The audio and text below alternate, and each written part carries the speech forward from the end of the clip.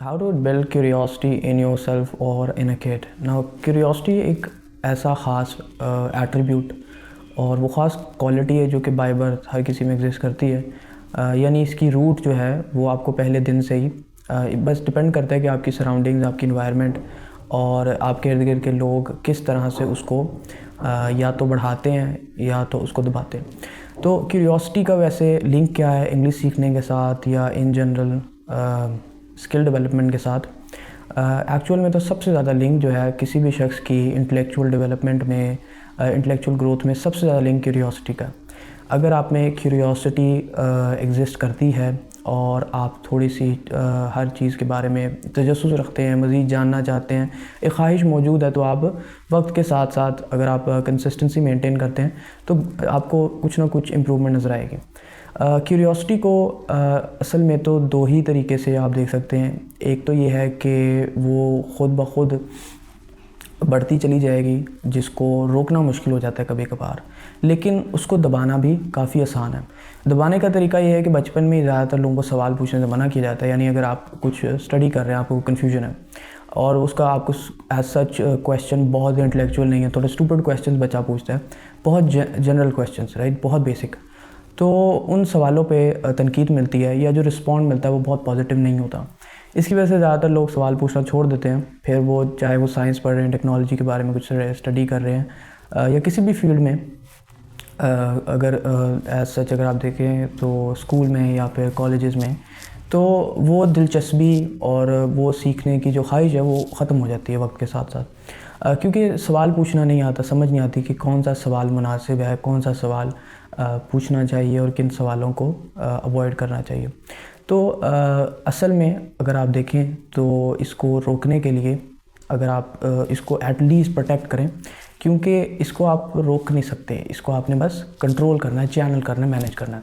अब वो किस तरह से किया जाए? बहुत आसान तरीका है। आसान तरीका ये है कि उन्हीं चीज़ों की तरफ जाएं जो कि आपको जनरली ज़्यादा अपनी तरफ अट्रैक्ट करती हैं।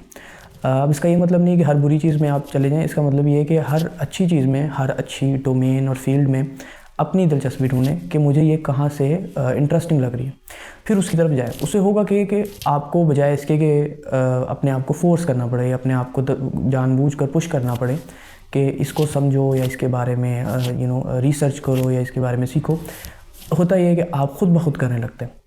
किसी को आपको कहना नहीं पड़ता, कोई एक्सटर्नल प्रेशर नहीं होता, कोई एक्सटर्नल मोटिवेशन नहीं होती। इसे कहते हैं इंट्रिंसिक मोटिवेशन, कि आप अपने आप खुद को मोटिवेट कर रहे होते हैं कि अगर मैंने इस चीज़ को डिटर्मिन किया कि ये मैंने इसके बारे में सीखना है, तो मज़ीद वक्त के साथ साथ आप उसमें अपनी दिलचस्पी में आपकी इजाफ़ा होता है और फिर आप उसके बारे में सीखते भी हैं। अब दो चीज़ें इंपॉर्टेंट हैं। पहली चीज़ ये जो मैंने आपको बताई कि इसको किस तरह से चैनल करना है। दूसरी चीज़ ये है कि इसको प्रोटेक्ट कैसे करना है। प्रोटेक्शन का तरीका ये है कि बच्चों में ज़्यादातर आसानी होती है। बड़ी उम्र में दिमाग एक ख़ास लेवल पर, एक स्टेज पर आ चुका होता है जहाँ से उसको चेंज करना मुश्किल होता है। बच्चों में ये चीज़, क्योंकि बच्चों का दिमाग बहुत रिसेप्टिव होता है, उसमें प्लास्टिसिटी ज़्यादा होती है, न्यूरोप्लास्टिसिटी, तो उसको आप उसकी शेप को शिफ्ट कर सकते हैं, उसकी स्ट्रक्चर को चेंज कर सकते हैं काफ़ी हद तक।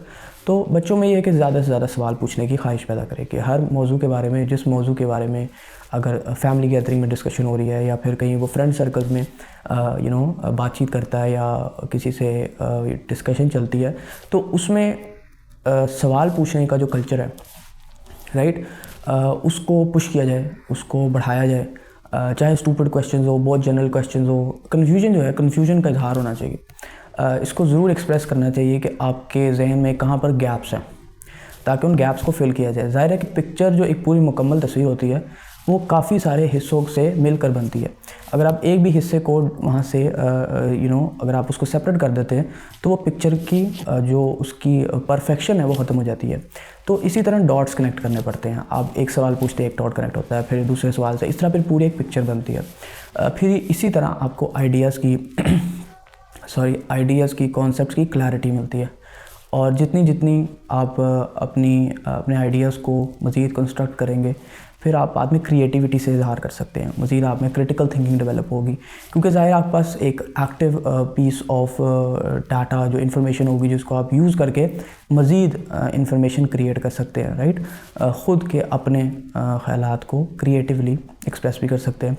सो ये दो बुनियादी चीज़ें मैं समरी पेश करता हूँ। पहली ये कि सबसे पहले इसको बच्चों में ख़ास तौर पर प्रोटेक्ट करें, अपनी भी कर सकते हैं। अब इसमें ज़्यादा रोल जो है वो डिसिप्लिन का है।